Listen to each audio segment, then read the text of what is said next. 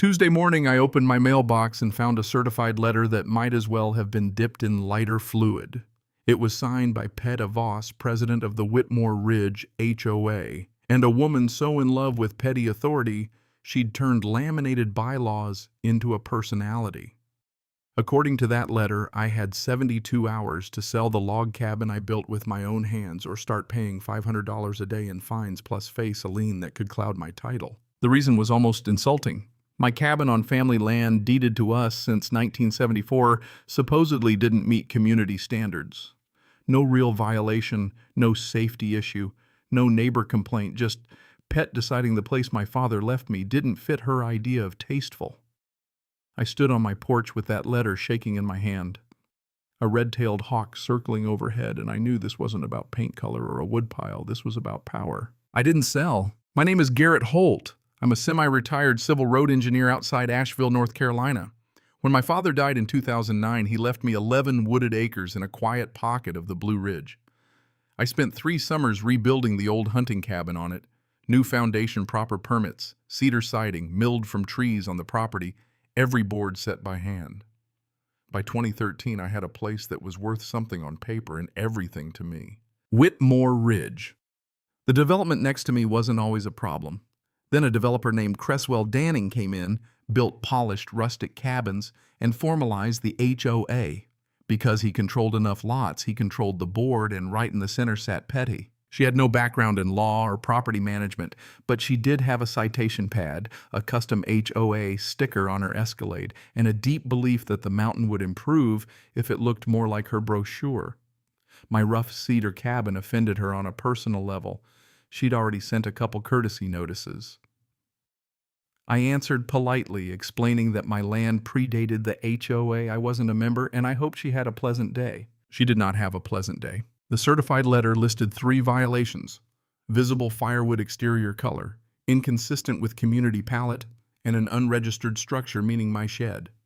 72 hours to list the property, $500 a day after that. Threats about liens. It read like legal fan fiction. I'm not naturally litigious, so I didn't hire a lawyer first. I drove to the county recorder's office and pulled every document tied to Whitmore Ridge. 4 hours later, I found what I needed. The HOA had been incorporated in 2017. Its covenants were recorded in 2018. For those rules to apply to me, my property had to be annexed with my written consent or sold subject to those restrictions after recording. Neither happened. I never signed anything. I never joined.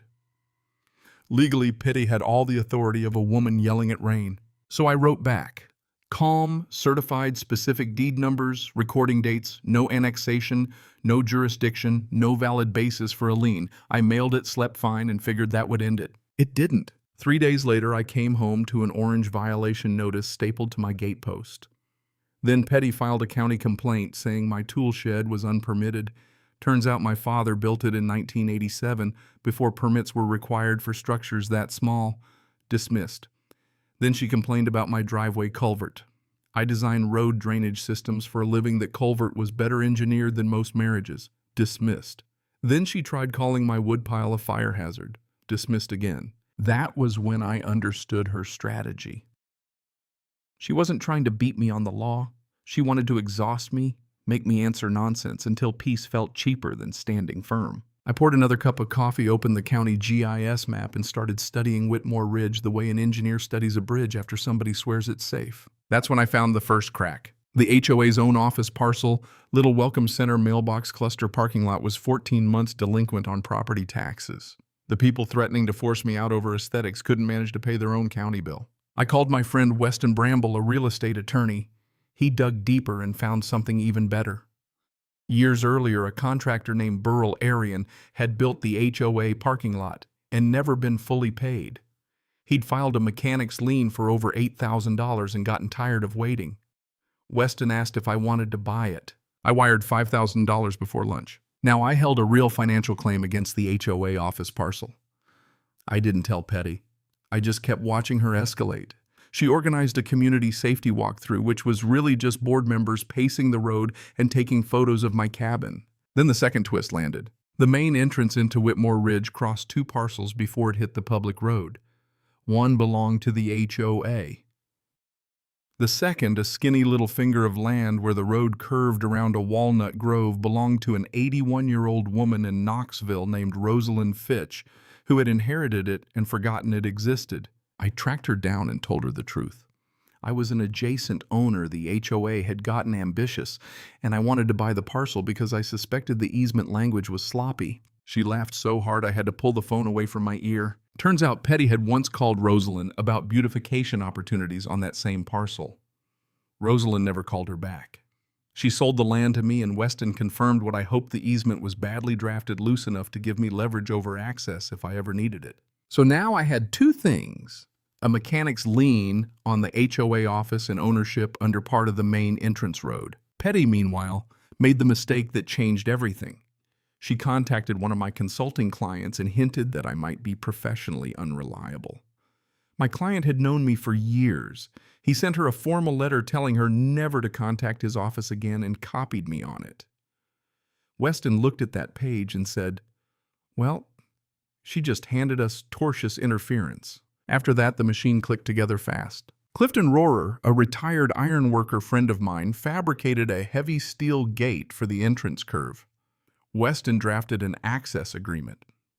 A few of the old-timers on the ridge, good people Petty had also bullied, agreed to show up when I told them.